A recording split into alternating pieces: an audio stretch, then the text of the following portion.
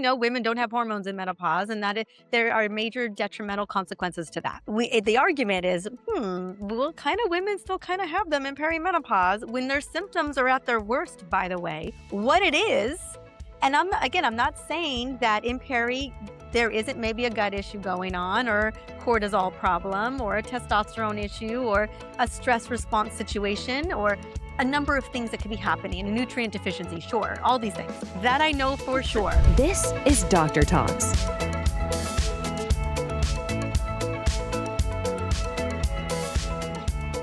Hi ladies, welcome back to our summit, Hormones and Mental Health, Overcoming Anxiety, Depression, and ADHD in Women.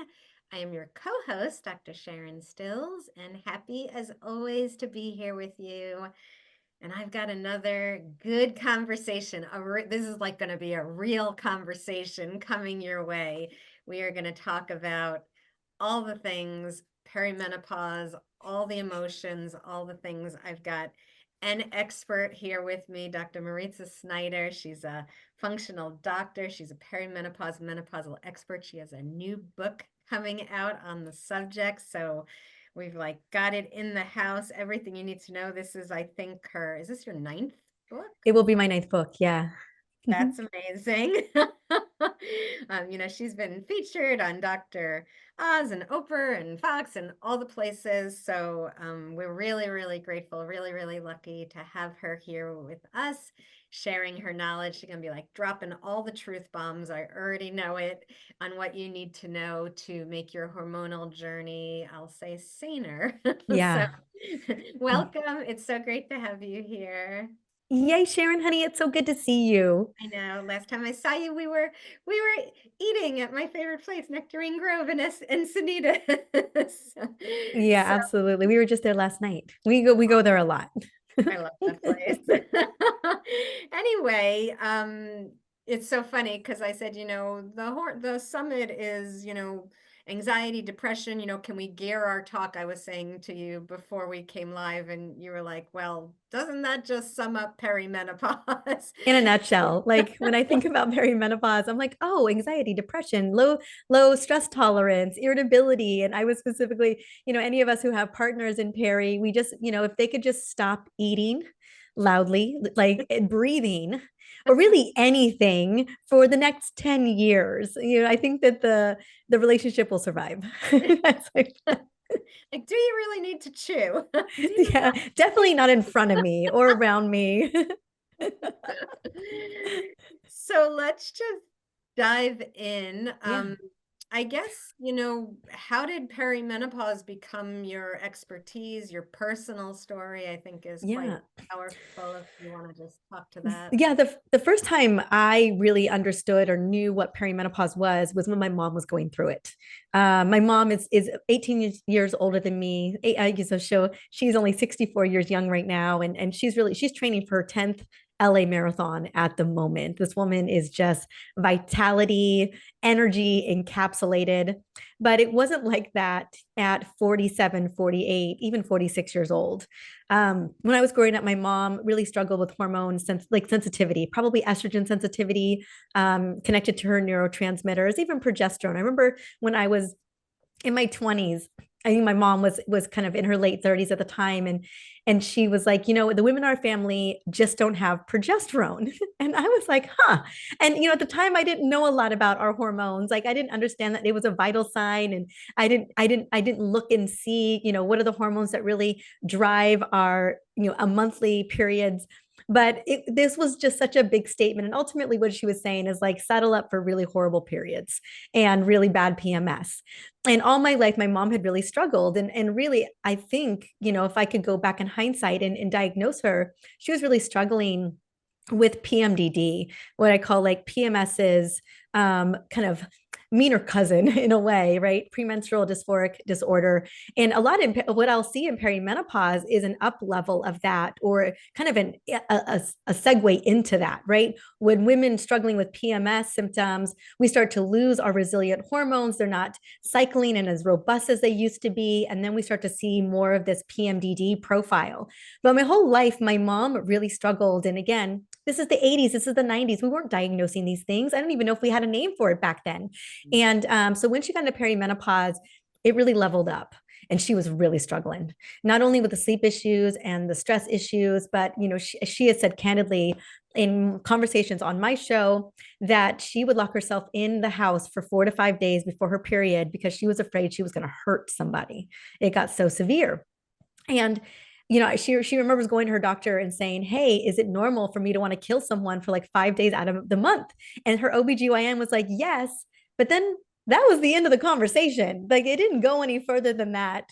And so my mom really struggled. And I remember when she finally came to me after she was put on just put on all kinds of stuff. Nothing was really working. It was just really poorly managed. And I remember, finally getting to take the reins. But it was just it just broke my heart to see my mom struggle in that way. And I remember thinking, I'm like, this isn't menopause. This is the transition into menopause that nobody is talking about that really can throw us off. And one of the ways that I find is an appropriate way to diagnose perimenopause is when a woman is saying, I don't feel like myself anymore.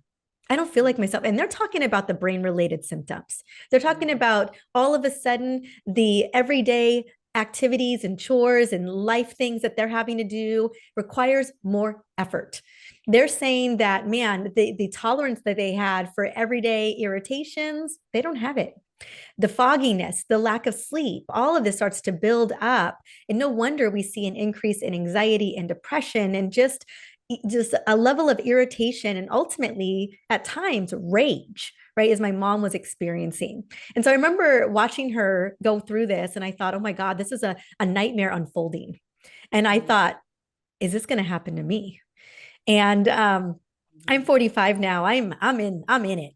I'm in between early and late. Like I'm in kind of in the middle. Like there really should be 3 phases, not just two, because it's not cut and dry.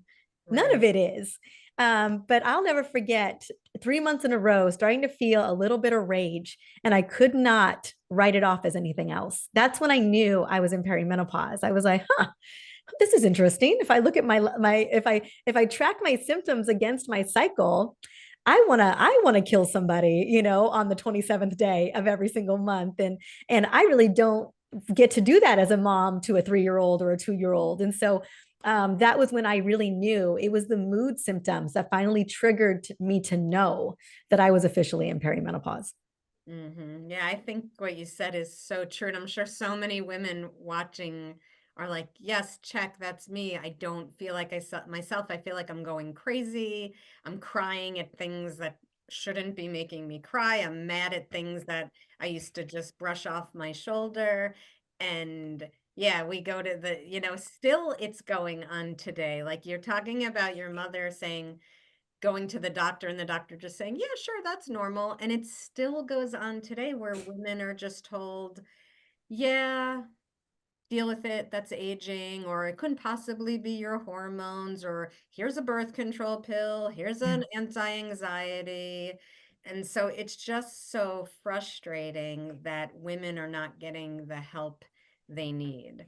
And It's so, beyond frustrating. yeah. It's heartbreaking, really, especially when so many of these women are caring for so many other people in their Mm, lives, in their community, whether they're moms or they've got, careers, coworkers, friends, soul sisters. I mean, other family members, maybe parents that they're caring for.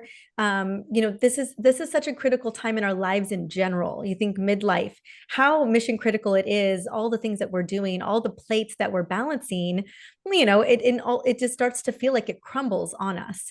And the fact that women, there aren't, one, that we're not being educated earlier in advance in our 30s of like, hey, this is something to be on the lookout for. Here's some early signs that feel like the daily pain points of life, but really that could be early perimenopause.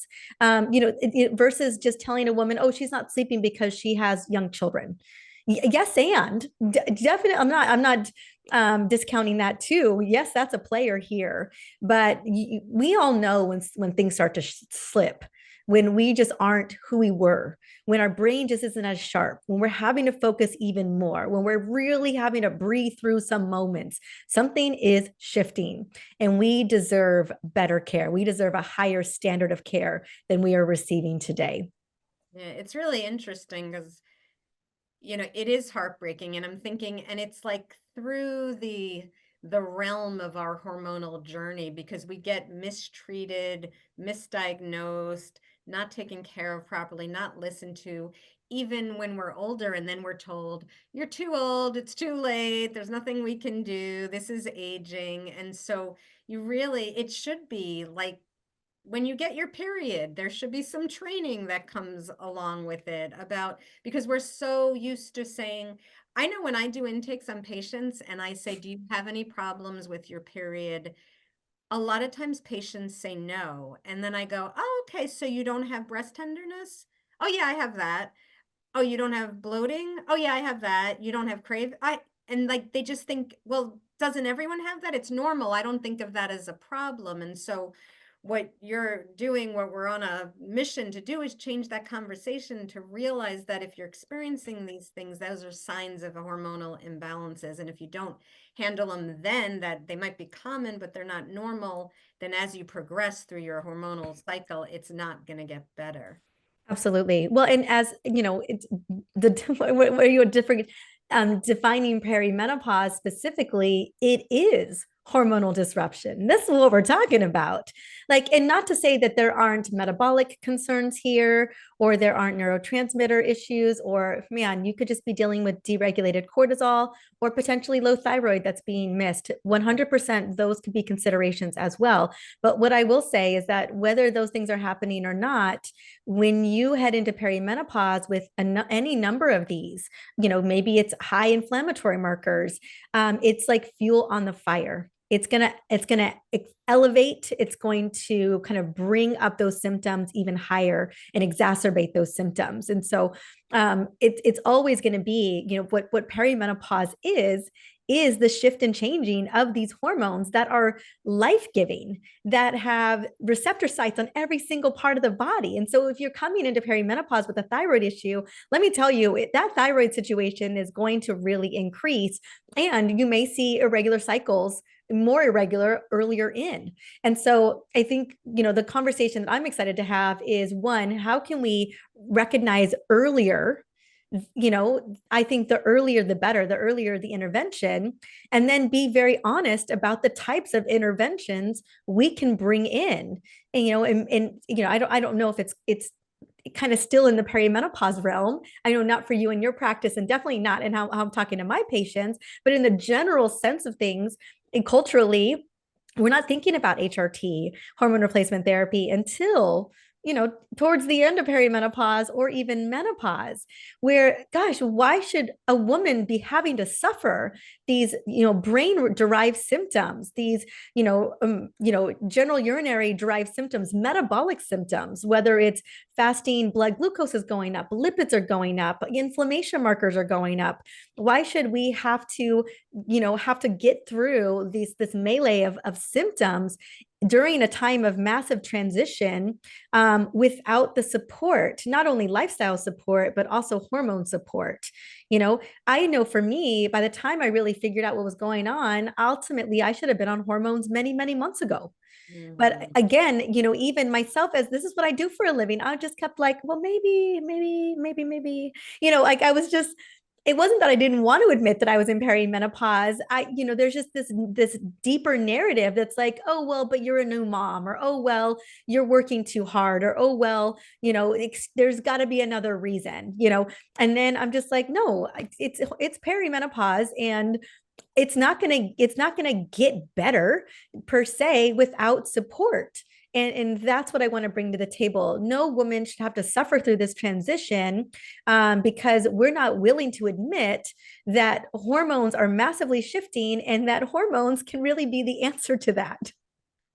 Like we talk about root cause medicine, and I'm like, the root cause is that your ovaries are winding down and your Your hormones. follicles are going away. You, So you like are running out of follicles. that is the root treatment to replace the hormones. And I'm snickering here because just today in my life, I'm in a like a naturopathic physicians group on Facebook. There's a thread going about this very topic. And then I'm also in some other chat that I get emails through like a functional, and there's another conversation. And there's like all these doctors, some doctors that you and I know, and I'm not going to name names, who are like screaming, you should never be giving hormones. You should never give estrogen in perimenopause if a woman like, and I'm like, oh my God, like, so even within the Even within our educated, realm. yeah, even within people. So Yeah, it's just it's so frustrating. heartbreaking. Yeah. It's so So, frustrating. And we can absolutely go into lifestyle, and 100% there's going to be some lifestyle strategies, including a part of that lifestyle strategy is really mindset and boundaries.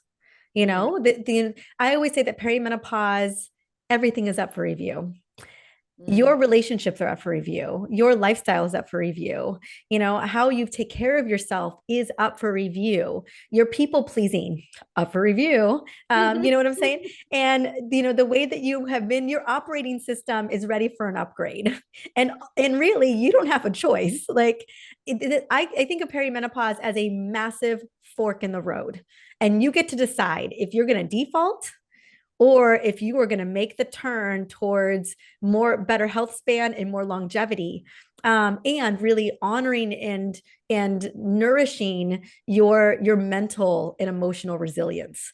And I'll tell you what, there's a reason why all of this is coming up to us, with us, for us. However you want to call it. If it's happening to me or it's happening for me, because it is that defining moment where, as things are all flushing themselves out, neurotransmitters are going crazy, and again, due to hormonal receptor sites, some of us are just more sensitive than others are. It's and understanding that level, like where you land in that sensitivity. I know women who could be mid perimenopause and have an estrogen, an average estrogen around 175 and be struggling. And then I know mm, other women who could be under 100 and just be soaring through life. So it just really depends on that sensitivity. And and that sensitivity is also reliant on the amount of trauma you've dealt with. What had been your symptoms in during your reproductive years. Have you been diagnosed with something like PMDD or more severe PMS symptoms? Or maybe you've had anxiousness and anxiety throughout your 20s and 30s. And so there's probably a decent correlation between neurotransmitter function and the variability of your hormones throughout your cycle that maybe mm. someone just hasn't pinpointed, and now it is up for review. you know and and here we are. Do you have a chapter in I want to talk about your new book. Do you have a chapter like that says is there an up for review Yeah, chapter? there's a whole entire chapter on this topic, and it's near and dear to me, not only from what I saw with my mama, but I'll tell you, this has not been an easy journey for me either. I have an ACEs score, adverse child event score of a 6. Not doesn't look good for perimenopausal mood symptoms. A lot of women who have severe child adversities will see an increase in PTSD, an increase in anxiety, irritability, mood swings, and rage. And I knew coming into perimenopause that most likely some of that stuff was going to come up, and then Mhm. I was gonna that it was if I hadn't dealt with it yet, if I kept hiding it behind writing books and whatever I was doing, and if what I called chasing my worthiness, that eventually it was gonna come for me. And so here I am in perimenopause, in the journey of struggling with some of these really intense mood symptoms, and the invitation to do some deeper work along with other support, hormone support. Yeah. Luckily I've been very blessed to not have to touch antidepressants or anti-anxiety medications, but man, I am pulling every other lever that's out there right now. Yeah, it really is. I say it's the time to pause. I love that. The time for review. It really is this opportunity, right? Because we can balance our hormones, but then it's like the real work begins, right? Because Yeah. we're beings going through this life, and most of us, if not all of us, it's a very rare unicorn who doesn't have adverse childhood issues that are informing the big adult us that need Yeah. to be worked out. And ultimately, we are here to learn and grow and, step into our worthiness. I love what you said. You have such good catchphrases, chasing your worthiness. And so this is the work of being human, of being a woman, who's aging. And it's really just the beginning. Like, it's changing that mindset of, oh, this is the beginning of the end. You're over the hill now. But to like, no, now you have these tools and you have this wisdom and this desire to really do this review and to change the next stage and chapter of your life. It can be, if shift the perspective, it's actually really exciting. It is really exciting. And I definitely never want to discount, because I know a lot of women listening. I know you are listening right now, and you are in the hole of severe anxiety, or you're in the hole of major depression, and it just feels like you cannot mindset your way out of that at all, and lifestyle your way out of it. I totally get it. And that's why I was saying, every tool in the toolbox. Sometimes some of us need a little bit of extra support to kind of get us through a mini phase until we can rely on other strategies and solutions. As much as I'm a root cause girl, and is it low thyroid function? Is it gut health? Is it blood sugar deregulation? What else is going on? Is it the deeper trauma work that we got to do? And I get that even me listing all these things off, it feels like I don't want to do it. Like I don't want I don't want to do it. Or is it just a little bit, maybe it's a little bit of, cycling estradiol and oral micronized progesterone, rhythmically. Like I rhythmically cycle my progesterone. And right now I'll be honest with you, I'm 4 days out from my period, Um, I did not ovulate this month, so there's that.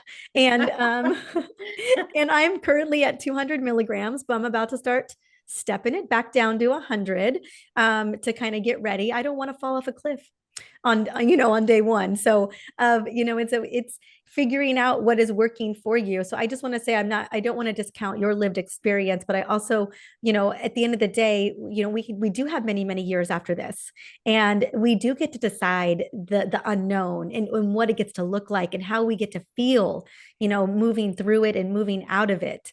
And like one of my favorite Peloton instructors always says to me when I'm on that darn bike, is she's like, the only way is through. And I feel that.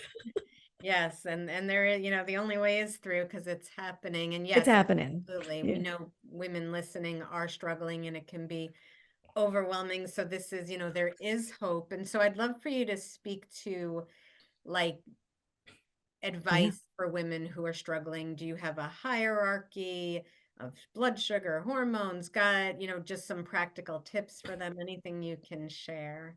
Absolutely. So my hierarchy, honestly, is hormones. There's a lot of practitioners out there right now who are like, I bring on hormones second. And I'm like, really? Why? Like, it's a yes and. Now, HRT is not going to lift weights for you. HRT is not going to do the trauma work for you. Okay. HRT is not going to walk your butt after meals. Okay. It will not do those things. And so there is lifestyle for sure involved here. But man, it can turn the lights on. And every woman deserves that light bulb moment. And so to me, it's always a yes and. So I say, run those labs, see where you're at, especially in perimenopause. I know people are going to say that it's a fool's errand. Don't believe them. See where you're at. Look at that FSH. Look at estradiol. Run a full map across your menstrual cycle. Some women have decent estradiol, but they have no estradiol peak. Some women, some months have okay progesterone, and the next month it's not there. It's ovulation. Where'd you go? And so, and how are you going to know? You don't decide whether you ovulate or not 1 month, or I definitely did not make that decision this month. It happened without my permission. My body didn't say, "Hey, are you cool with no ovulation and no progesterone this month?" I would have said no, absolutely not. Can I have the whole thing? Can I have the whole shebang? I'd like the corpus luteum to be there, to release that progesterone, but it wasn't my say. I didn't get a choice in the matter this month. And And so I say test the hormones, look at your hormones, including thyroid. And then also, I think the metabolic labs are important here because sometimes we don't always nail it with the hormone labs. It's true. We may have caught you on a good day, on Mm. accident. But we can see if we start to see an increase in insulin resistance or fasting blood glucose, or we start to see an increase in lipids. Let me tell you, that's estrogen going away. So those are also indicators as well. Like, if you're working with a good doctor, they should start to piece together the puzzle of what is going on here, especially if your symptoms are screaming at you. And so that's going to be the first step is, can we get you some progesterone? Is estradiol appropriate right now? Can we do it? And then we can talk about lifestyle. We can talk about walking after meals, or just walking in general, or just alone time. Can we get Mm. some alone time? And we can talk about, eating foods for your blood sugar, sleep, for goodness sake. To me, that is a non-negotiable. If I want to function tomorrow, that is the guard at the door. Sleep is going to make or break how I show up tomorrow. Guaranteed. Is my walking 10,000 steps going to make or break whether I show up tomorrow? No. I do still do it. Don't think I don't, but sleep is going to be the thing. And so get clear on your non-negotiables. What are the big levers for you that move the needle for the next day? Is it what you're eating, balancing your blood sugar? Is it no alcohol? Is it, how is that treating you? Is it your hormones, right? That too, that's a very big non-negotiable for me. Is it sleep? And then how do we optimize sleep for you? Because gosh knows that's one of the biggest symptoms in perimenopause. Is it alone time for yourself? Is it having a nice morning routine in the morning? Is it some critical supplementation like vitamin D and magnesium and B vitamins? And so it's important to get clear, but I would say the top of the ascension triangle is hormones, non-negotiables like sleep and movement and balancing blood sugar. And then if we need to go deeper, we can look at nutrient profiles and gut profiles. But ultimately, I think lifestyle, and then even again, the deeper work of trauma work or internal family systems, parts work, whatever that looks like, helping to regulate your body. Those would be some other steps that I would be taking too. Mm. Thank you. Yeah. Because I am a big hormone first doctor, and I didn't know what you were going to say, but I'm like, yes, because so many women are told by, our colleagues, we got to work on your mold. We got to work on your gut. You don't need hormones. I have people saying, no, I'm told I can't come see you for hormones till I work on my gut for 9 months. And I'm like, no, like, No, it's a yes and. Plus, yes, estradiol is what's hello, shifting the hello. microbiome to I begin with. so it's just, so like I love how you speak. I love how you speak. So it's like, yes, the hormones will turn on the lights. They'll put you on the field. Then you can go knocking around your blood sugar and all these things are important. But why suffer if it's your hormones that are declining?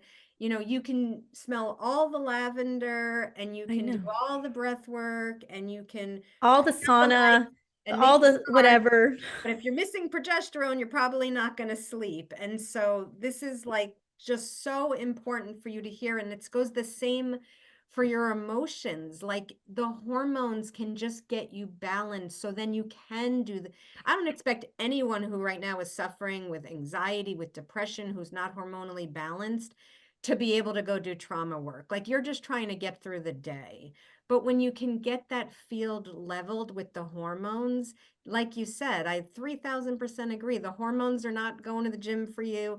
You still have to do the lifestyle stuff, but the hormone balance enables you to be like, yes, I can actually get off the couch and cook myself a healthy meal and go for a walk because I feel more sane. And Yeah, exactly. so, Exactly. I mean, this is what we're coming up against for Perry. And it's still we're coming up against in menopause, but I feel it's, the tide is turning for menopause. We know women don't have hormones in menopause, and there are major detrimental consequences to that. We know. The argument is, well, kind of women still kind of have them in perimenopause when their symptoms are at their worst, by the way. And maybe we try all these other things first. I'm like, maybe we don't. Maybe we recognize what it is. And I'm not saying that in peri there isn't maybe a gut issue going on, or cortisol problem, or a testosterone issue, or a stress response situation, or a number of things that could be happening, a nutrient deficiency, sure, all these things. Yes. And what I know 100% for sure is that your hormones are erratically declining. That I know for sure. I don't know why we keep dancing around it like this isn't true. Right. I don't, that it's mind blowing to me. Yeah. And now that I'm in the lived experience, it is so crystal clear that that is the thing. It is the root cause. I can't blame it on anything else. I know it is. Yeah, and it's a little bit of a trickier time, right? When I have women in perimenopause, it's a little trickier treating them than postmenopausal, where it's just like, okay, everything's gone. So, you just Yeah, when the levels are gone, yeah. and they ain't coming back. And by the way, your adrenals are not ever gonna make enough No. to support you, okay? Thank Especially you. what we've all done to them over the Exactly. years. I know. By the time you get to perimenopause, like you're lucky if your adrenals are even Right. hanging on by a thread. They're just like, ah, they have anxiety, okay? At that point. And so, yeah, I mean, all these lies, it's just perpetuated so many issues. But yeah, just in case you were wondering, no, we're talking about menopause, but the hormones are gone. They're at such low levels. You have a situation where receptor sites are shriveling up. But here's the thing, they're doing that before that. Exactly. Way before that. And turning those suckers back on, it happens so fast. And that's what I'm most concerned about. It's the lack of these receptors. Here, I know that this has been said in the other conversations, but I just have to reiterate it. The CEO of the brain for women is estradiol.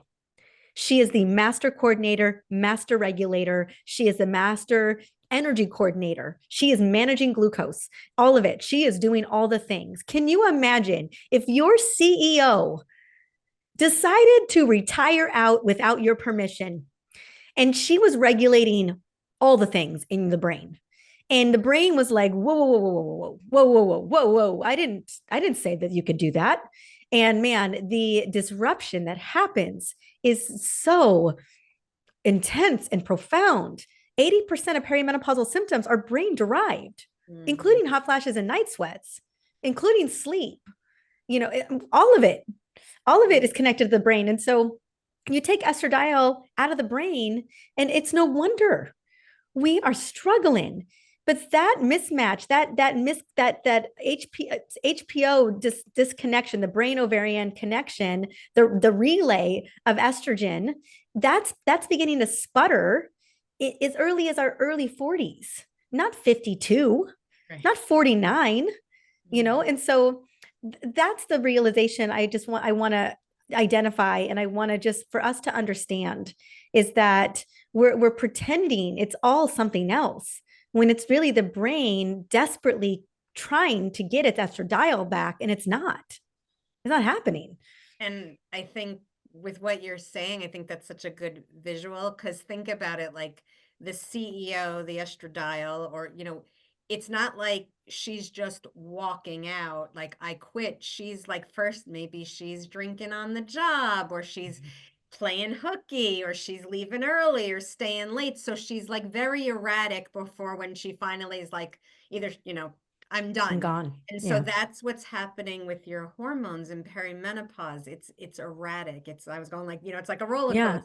And that's your symptoms. Some months are going to be better than others. Some days are going to be better than others. And, I was telling you, I have a migraine coming in, and I know my cycle's coming. Maybe she's coming a little earlier. Who knows? I mean, again, you just don't know in perimenopause. I don't, maybe it's a 25-day cycle this month. I'm not sure. I need to double check.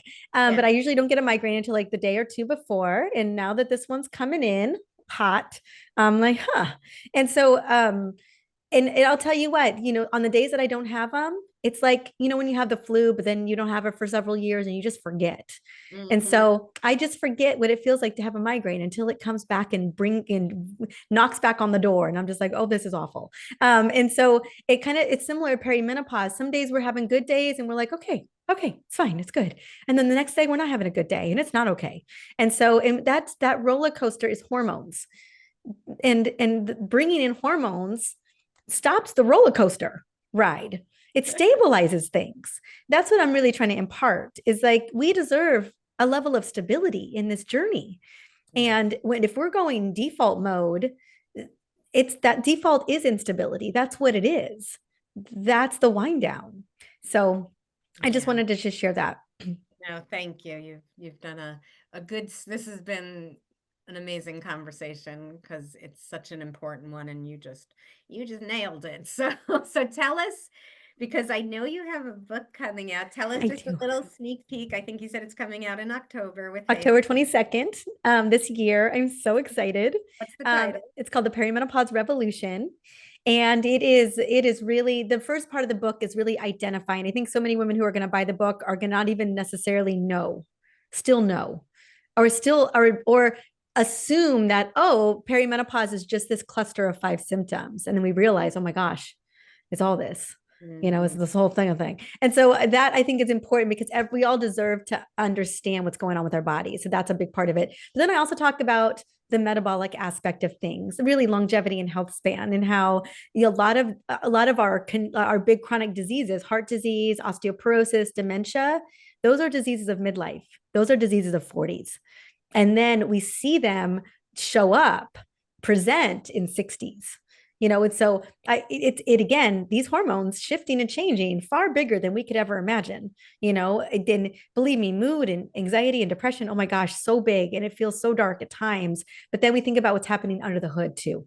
And so that I want to paint that picture. And then there's a whole chapter on HRT for perimenopause. And let me tell you, it was hard to put that chapter together, because again, a lot of us are there's not a lot of research. Like there's only 6,400 research studies on perimenopause today, which is, by the way, is nothing. Zero.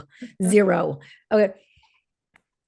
And then it's the full plan. So that's what you're going to get. But there's mindset, the mood piece, friendship. I have a whole chapter on soul sisterhood, because in this journey, especially when we're struggling with anxiety and depression and mood changes, it's so lonely. It feels like such a lonely journey when we're in the symptoms and we don't think anyone can understand what we're going through at the time. And so acknowledging that and just holding space for you in that. But then also, how do we find our people going through the same thing we're going through, making it feel like it's going to be okay and safe. So all of that, I no stone left unturned. Okay. This book became a really big book. I'm curious to see what the editors do, if they're going to chop any of it, because, maybe I got a little hand with all the content, but we're talking about 10 years of a woman's life. This isn't this isn't like reversing insulin resistance, this is how do you even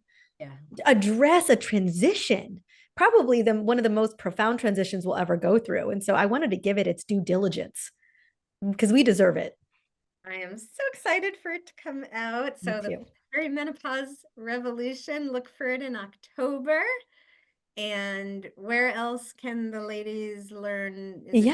Your website or website. So drmariza.com, on Insta, same place, Dr. Mariza, DrMariza. And then the podcast is called Energized, and it's specifically about women in midlife. And it's these conversations. Awesome. Well, I love you so much. And I'm so glad we got to have this conversation. This is like, ladies, I told you it was going to be like truth bomb, right? I did not lie. So this is really it. This is what you need to hear and know. And this should give you hope, and find the right people to help you. And, you can get your life back. You can get your mood back. You can wake up and be like, I'm back. I feel like me again.